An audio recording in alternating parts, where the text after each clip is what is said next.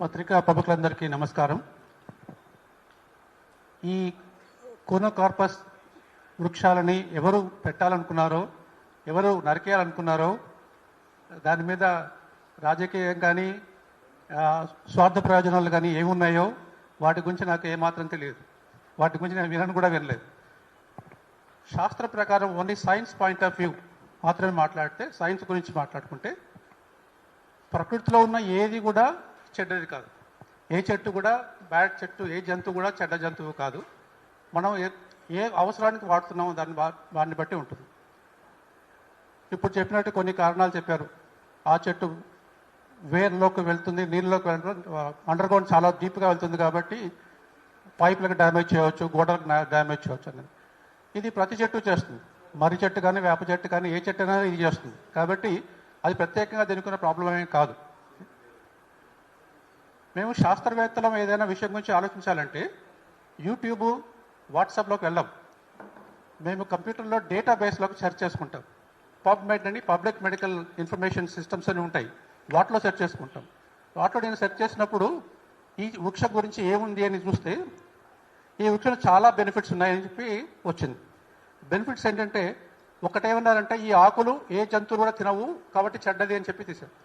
కానీ ఒక paper publish అయింది, గోట్ ఫోరేజ్ అని. అంటే ఈ ఆకులను కట్ చేసి మేకలకి ఇవ్వడం జరిగింది. మేకలకి ఆహారంగా ఇవ్వడం జరిగింది. 25% వాటిని యాడ్ చేసి ఇవ్వచ్చు.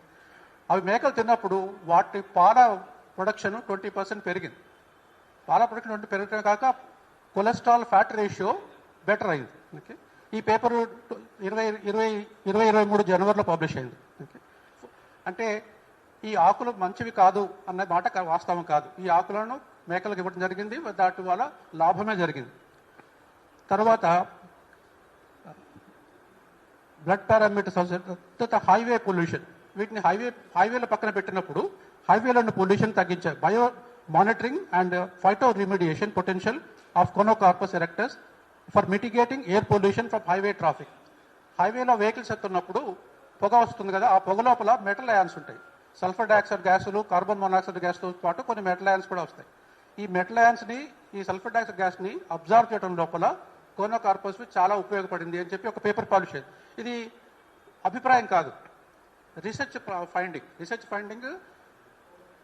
చాలామంది రివ్యూ చేసిన తర్వాత జర్నల్లో పబ్లిష్ అయిన ఆర్టికల్స్. ఇవి నేను చెప్తున్నాను పబ్లిష్ అయిన ఆర్టికల్స్ అన్నమాట. సో హైవే పొల్యూషన్ తగ్గించడానికి పనికి వచ్చింది. Multi metal contaminated soil remediation. కొన్ని ఫ్యాక్టరీస్ దగ్గర కానీ, కొన్ని రోడ్ల దగ్గర కానీ మెటల్ అయాన్స్, సోడియం, పొటాషియం కాకుండా లెడ్, ఐరన్, నికెల్, కోబాల్ట్ ఇలాంటివి భూమిలో ఉంటాయి. అవి భూమిలో ఉన్నప్పుడు ఆ భూమి మంచిది కాదు, పంటలకు కూడా ఇబ్బంది కావచ్చు. కొన్ని ఉన్నప్పుడు అక్కడ ఈ మొక్కలు పెంచితే వాటి నుంచి భూమిలోంచి అవి తీసేసాయి. దాన్ని బయో రెమిడియేషన్ అంటారు. అంటే వాటిలో ఉన్నవి తీసేసి భూమిని మంచిగా మార్చడానికి అవకాశం ఉందంట. బయో రెమిడియేషన్ కూడా అది పనిచేయడానికి అని ప్రూఫ్ ఉంది, ఎక్స్పెరిమెంట్ ప్రూఫ్ ఉంది. ఈ చెట్ల నుంచి ఎసెన్షియల్ ఆయిల్స్ అంటారు. ఇప్పుడు యూకలిప్టస్ ఆయిల్ ఉంది కదా, యూకలిప్టస్ చెట్ల నుంచి ఆయిల్ వస్తుంది. అలాగే ఈ చెట్ల నుంచి కూడా కొంచెం ఆయిల్ వస్తుంది.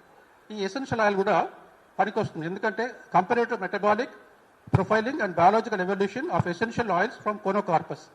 అది ఎందుకు పనికి వచ్చిందంటే anti diabetic, anti oxidant, anti microbial, ఈ వీటికి ఎసెన్షియల్ ఆయిల్ పనిచేస్తుంది. ఈ ఆకులను తీసిన ఆయిల్తోని డయాబెటిక్ కానీ, యాంటీ ఆక్సిడెంట్ కానీ, యాంటీ మైక్రోబియల్ అంటే ఇన్ఫెక్షన్ రాకుండా ఉండడానికి కూడా ఇది పనికొచ్చిందని ఒక రీసెర్చ్ పబ్లికేషన్ ఉందండి. ఇవే కాకుండా ఇంకా హెల్త్ బెనిఫిట్స్ చాలా ఉన్నాయి. ఏంటంటే ఈ ఆకులను కన్జ్యూమ్ చేయడం వల్ల డయాబెటీస్ తగ్గుతుంది. యాంటీ హైపర్ గ్లైసెమిక్ అంటే చక్కెర, బాడీలో షుగర్ శాతం కొంచెం తగ్గుతుంది అనమాట. Anti hyper glycaemic effect of conocarpus erectus leaf extract in alloxan induced diabetic mice. ఇది కూడా రీసెర్చ్ పేపర్ పబ్లిష్ అయింది. అల్జైమర్స్ డిసీజ్ మీరు వినుంటారు, మర్చిపోతుంటారు. అన్ని ఇల్లు ఎక్కడో తెలియదు, పేరేంటో తెలియదు, ఫ్యామిలీ మెంబర్స్ పేరు తెలియదు. అల్జైమర్స్ డిసీజ్లో కూడా ఇది పనికొస్తుంది. దానికి పబ్లికేషన్ పేరు టైటిల్ ఏంటంటే GCMS అంటే gas chromatography and mass spectrometry, and LCESIMS అంటే liquid chromatography, electrospray ionisation mass spectrometry analysis of conocarpus erectus. మీరు చేసినప్పుడు లీఫ్ ఎక్స్ట్రాక్ట్ ద్వారా amyloid beta peptide, tau protein, neuro transmitters ఇవన్నీ స్టడీ చేస్తే అల్జైమర్స్ వ్యాధి నుంచి కొంచెం నివారణ జరుగుతుందని తెలిసింది. అల్జైమర్ వ్యాధికి మందు లేదు. అల్జైమర్ వచ్చిన వాళ్ళు చాలా అలాగే ఉండిపోతారు. వాళ్ళకు కూడా కొంచెం బెనిఫిషియల్గా ఉంది ఈ ఆకులు వచ్చిన ఎక్స్ట్రాక్ట్ అనేది వచ్చింది. ఇమ్యూనో మాడ్యులేటరీ అంటే immune system, body immune system లోపల ఇమ్యూనోమాడ్యులేటరీ కింద కూడా పనికొస్తుందని చెప్పింది. ఇవన్నీ కూడా ఆకులు కట్ చేసి ఎక్స్ట్రాక్ట్ చేసిన నీళ్లు బాయిల్ చేసినవి కానీ, లేక ఆల్కహాల్ ఎక్స్ట్రాక్ట్స్ కానీ, ఇథైల్ ఎస్టేట్ ఎక్స్ట్రాక్ట్ చేసి వాటి నుంచి ఉపయోగించడం. అంటే మెడికల్ బెనిఫిట్స్ అన్ని చాలా మెడికల్ బెనిఫిట్స్ కనబడుతున్నాయి. స్టెఫలోకాకస్ ఆరియస్ అని స్టాఫ్ ఆరియస్ అంటారు. ఇది గొంతులో ఇన్ఫెక్షన్ వస్తుంది. చాలా మంది గొంతులో ఇన్ఫెక్షన్ తగ్గడం కష్టం. స్టెఫలోకాకస్ ఆరియస్ అనేది దాని వల్ల వస్తూ ఉంటుంది. అది వచ్చినప్పుడు యాంటీబయాటిక్స్ వాడతాం. కొన్ని చోట్ల యాంటీబయాటిక్స్ పనిచేయవు. డ్రగ్ రెసిస్టెన్స్ స్టెఫలోకాకస్ ఆరియస్ అంటారు. అప్పుడు ఆగ్మెంటిన్ లాంటివి వెరీ హై పవర్ఫుల్ యాంటీబయాటిక్స్ వాడాల్సి వస్తుంది. దానికి కూడా ఇది పనికొచ్చింది. స్టెఫలోకాకస్ ఆరియస్కి evaluation of conocarpus erectus against multi drug resistant staphylococcus aureus cell to animal study. Biological cells నుంచి అనిమల్ వరకు స్టడీ చేశారు. ఇది కూడా పేపర్ పబ్లిష్ అయ్యింది. అంటే స్టెఫలోకాకస్ aureus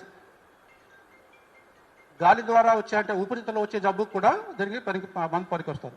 silver nano particles made by the conocarpus. ఈ ఆకుల రసం నుంచి తీసుకొని silver chloride, silver nitrate solution తీసుకొని ఈ ఆకుల రసం వేస్తే సిల్వర్ నానో పార్టికల్స్ వస్తాయి. ఈ సిల్వర్ నానో పార్టికల్స్ కూడా they will be useful. This application of silver nano particles synthesised through varying biogenic chemical methods for waste water treatment and health aspects. ఆ particles waste water ట్రీట్మెంట్కి వాడటం జరిగింది అనమాట. So ఇవన్నీ benefits ఉన్నాయి. నష్టం అంటే బాగా మంచివి కాదు అని చెప్పడానికి కారణాలు ఏమిటంటే, ఒకటి, ఈ చెట్లు ఉన్న దగ్గర కొంతమందికి ఆస్తమా ఎఫెక్ట్స్ వస్తున్నాయని చెప్పి వచ్చే ఒక పోలెన్ గ్రెయిన్స్ వల్ల ఆస్తమా ఎఫెక్ట్స్ వస్తుందని ఇది మంచిది కాదనుకుంటున్నాం. ఈ పోలెన్ గ్రెయిన్స్ వల్ల ఆస్తమా రావడం అనేది కామన్. మీరు బెంగళూరుకి వెళ్తే ఎవరైనా సరే, హైదరాబాద్లో అయితే చాలా సంవత్సరాలు జీవిస్తున్న వాళ్ళు బెంగళూరుకి వెళ్తే పొద్దున్న నుంచి సాయంత్రం లోపల ఉంటే సాయంకాలానికి మీకు జలుబు చేస్తుంది, సాయంత్రం ముక్కులో దిబ్బడి వస్తుంది. ఎందుకంటే అక్కడ పోలన్ గ్రెయిన్స్ చాలా ఎక్కువ ఉన్నాయి. బెంగళూరులో చెట్లు చాలా ఉన్నాయి, పోలన్ గ్రెయిన్స్ ఎక్కువ ఉన్నాయి. నేను ఢిల్లీకి వెళ్తే కూడా, బెంగళూరుకి వెళ్తే కూడా వెంటనే సాయంత్రం లోపల ముక్కు దబ్బడి వస్తుంది. కానీ బెంగళూరులో చెట్లన్నీ మనం నరకేలేం కదా. అది మన జాగ్రత్త మనం తీసుకోవాలి. కొంచెం మన జాగ్రత్త తీసుకోవాల్సి ఉంటుంది. అదొక పాయింట్. తర్వాత ఎకలాజికల్ డామినెన్స్, ఇది చాలా ఇంపార్టెంట్ ఆస్పెక్ట్. ఎకలాజికల్ డామినెన్స్ అంటే ఈ మొక్కలు వేస్తే అవి పెరుగుతూనే ఉంటాయి, అవి చావవు పట్టాను. అవి చావవు కాబట్టి అవే డామినేట్ చేయవచ్చు. అంటే ఇప్పుడు బ్రిటిష్ వాళ్ళు ఇండియాకి వచ్చి డామినేట్ చేసినట్టుగాను ఈ చెట్లు వచ్చేసి ఇవి డామినేట్ చేయవచ్చు. డామినేట్ చేసే అవకాశం ఉంది. ఎంతవరకు అవకాశం ఉంది అంటే, ఈ చెట్లు తక్కువ నీళ్ళున్నా సరే బతుకుతాయి. కాబట్టి ఎడారి లోపల అక్కడ పెంచుకోవడం జరిగింది. మిడిల్ దుబాయ్లో అంతా పెంచడం జరిగింది. బాగా పెరుగుతాయి. తక్కువ నీళ్ళున్నా సరే, భూమి మంచిది కాకున్నా సరే బాగా పెరగలవు అన్నమాట. బాగా పెరగలవు కాబట్టి ఈ మొక్కల్ని పెంచడం జరిగింది. గ్రీనరీ వస్తుంది కాబట్టి. అంతేకాకుండా ఇంకొక మెయిన్ పాయింట్ అబ్జెక్షన్ పేపర్ అంటే ఎవరు అంటే తెలిసి తెలియని వాళ్ళు అనమాట. అంటే యూట్యూబ్, వాట్సాప్ నాలెడ్జ్లో ఈ చెట్టు ఆక్సిజన్ వదలదు, ఆక్సిజన్ ఇవ్వదు, కార్బన్ డైఆక్సైడ్ ఇస్తుంది అన్నారు. కొంతమంది ఆవు అసలు కార్బన్ డైఆక్సైడ్ వదలదు, అది ఇన్హేల్ చేసినా ఎక్సైజ్ చేసినా ఆక్సిజన్ వస్తుంది అన్నారు. ఏదైనా అనవచ్చు, తెలియనప్పుడు ఏదైనా అనవచ్చు. కానీ ప్రపంచంలో ఇంతవరకు ఏ మొక్క కూడా పొద్దున పూట ఫోటోసింథసిస్ చేస్తుంది, కార్బన్ డైఆక్సైడ్ తీసుకుంటుంది, రాత్రిపూట కార్బన్ డైఆక్సైడ్ వదులుతుంది, పొద్దున ఆక్సిజన్ వదులుతుంది. కొద్దిగా కార్బన్ డైఆక్సైడ్ తీసుకుంది కాబట్టి CO2 తీసుకొని వాటర్తో కలిపి కార్బోహైడ్రేట్ తయారు చేస్తుంది. తయారు చేసిన ఆ కార్యక్రమం లోపల లాస్ట్ స్టెప్లో ఎలక్ట్రాన్స్ వాటర్కి వెళ్తాయి. ఎలక్ట్రాన్ ట్రాన్స్పోర్ట్ అది వాటర్కి వెళ్ళినప్పుడు అక్కడ ఆక్సిజన్ రిలీజ్ వస్తుంది. చెట్లన్నీ కూడా ఏ చెట్టు అయినా సరే, కోనోకార్పసే కానీ ఏ చెట్టు అయినా సరే పొద్దున ఎండ ఉన్నప్పుడు ఆక్సిజన్ వదులుతాయి తప్పనిసరి. రాత్రిపూట మాత్రం కొన్ని ప్లాంట్స్ వాటిని రెస్పిరేషన్ చేస్తాయి. రెస్పిరేషన్ అప్పుడు కార్బన్ డైఆక్సైడ్ వదిలే అవకాశం ఉంది. రాత్రిపూట చెట్లు ఏ చెట్టు అయినా సరే రాత్రిపూట కార్బన్ డైఆక్సైడ్ వదలవచ్చు, పొద్దున ఆక్సిజన్ వదులుతాయి. Conocarpus is no exception. Conocarpus అనేది ప్రత్యేకంగా దేవుడు తయారు చేసింది కాదు, అది కూడా అదే సేమ్ పని చేస్తుంది. ఓకే, కార్బన్ డైఆక్సైడ్ ఇచ్చేటప్పుడు అది కూడా దానికి కూడా తప్పేం లేదు, బాగా చేస్తుంది. ఇంకా ఎక్కువ చేయొచ్చు, ఎందుకంటే ఆకులు పెద్దవి, మంచి గ్రీన్లు ఉన్నాయి, చెట్లు బాగా దట్టంగా ఆకులు ఉంటాయి కాబట్టి అది కూడా చేయవచ్చు అనమాట. ఎకలాజికల్ డామినెన్స్ ఏమవుతుందంటే, ఇప్పుడు మనకి హుస్సేన్ సాగర్లో వాటర్ హ్యాస్ని చూస్తున్నాం కదా, అది ఒక పట్టణం పెరిగిపోతుందని తీయలేరు. అది దానికి కెపాసిటీ ఎక్కువ, అంటే గ్రో అయ్యి తట్టుకునే కెపాసిటీ ఎక్కువ కాబట్టి మనం ఏం చేసినా సరే కంటిన్యూస్గా ఉంటుంది. అదొక ప్రాబ్లం. మీకు తెలిసే మా సర్కార్ తుమ్మ అంటారు, మన తెలంగాణ చాలా తుమ్మ చెట్లు ఉన్నాయి. సర్కార్ తుమ్మ అంటారు, అది సర్కార్ తెచ్చి వదిలిపెట్టింది. దానివల్ల విపరీతంగా పెరిగిపోతాయి సర్కార్ తుమ్మలు. అవి ఒక పట్టాలు వదలవు. ఈ చెట్టు కూడా అలా అవుతుందనేమో అని భయం. అవుతుందా కాదా మనకు తెలియదు. ఇప్పుడైతే ప్రస్తుతం ఈ చెట్టు వల్ల లాభాలు ఉన్నాయి, నష్టాలు. ఏ చెట్టు వల్ల కూడా లాభాలు కొన్ని ఉంటాయి, నష్టాలు కొన్ని ఉంటాయి. దీనివల్ల నష్టం బాగా చెప్పుకునే నష్టం ఏంటంటే, దీనివల్ల వచ్చే వేపర్ వల్ల కొంతమందికి ఆస్తమా లాంటివి వస్తున్నాయి. అదొకటే వాల్యుబుల్ స్టేట్మెంట్.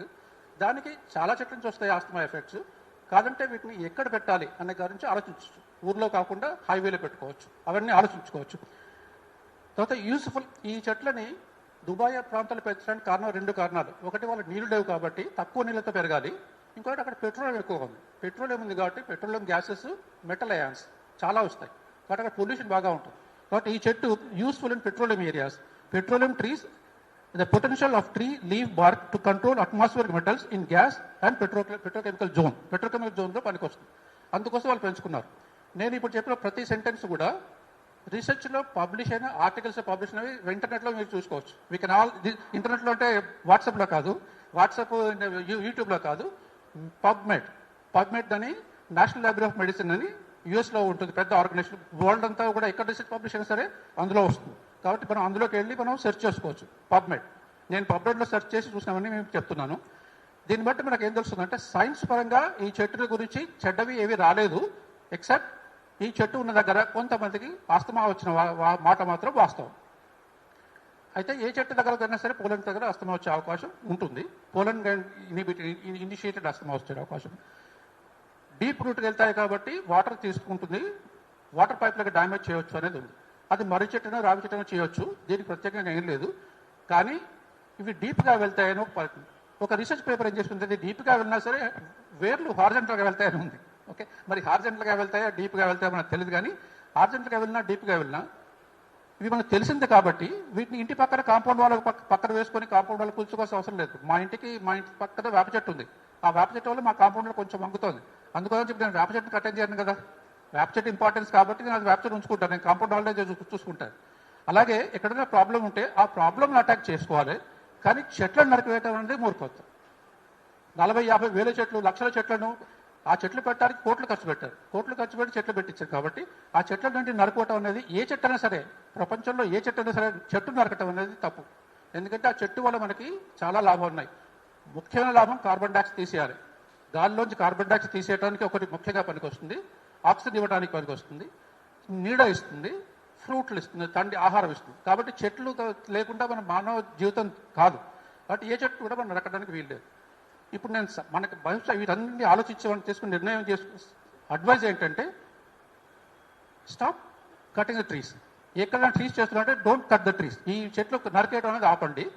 తర్వాత మొక్కలు నాటడం కూడా ఆపండి. ఈ కొనకార్బస్ మొక్కలు పెట్టడం ఆపండి, నరికేయడం ఆపండి. ఒక పరిశోధన చేయించండి. అగ్రికల్చర్ సైంటిస్టులు, మెడికల్ సైంటిస్టులు, ఇంకా మిగతా మాలిక్యులర్ సైంటిస్టులు కూర్చొని మన ప్రాంతంలో ఏమిటి ఎఫెక్ట్, అరబియాలో ఏమైంది, బంగ్లాదేశ్లో ఏమైంది అని మనకు కాదు, మన కరీంనగర్లో మన వరంగల్లో ఏమైనా ఎఫెక్ట్ వచ్చిందా, ఏమి ఎఫెక్ట్ వచ్చింది, ఎఫెక్ట్ వస్తే ఎంతవరకు ఎఫెక్ట్ ఉంది అని మన వాళ్ళు కరెక్ట్గా ఆలోచించుకొని ఒక డెసిషన్ తీసుకోవాలి. ఆ డెసిషన్ తీసుకున్న తర్వాత అవసరమైతే ఈ చెట్లని హైవేల పైన పెంచుకోవచ్చు, కామన్ ప్లేస్లో పెంచుకోవచ్చు, రెసిడెన్షియల్ ఏరియాలో ఇంట్లో కూడా తగ్గించవచ్చు.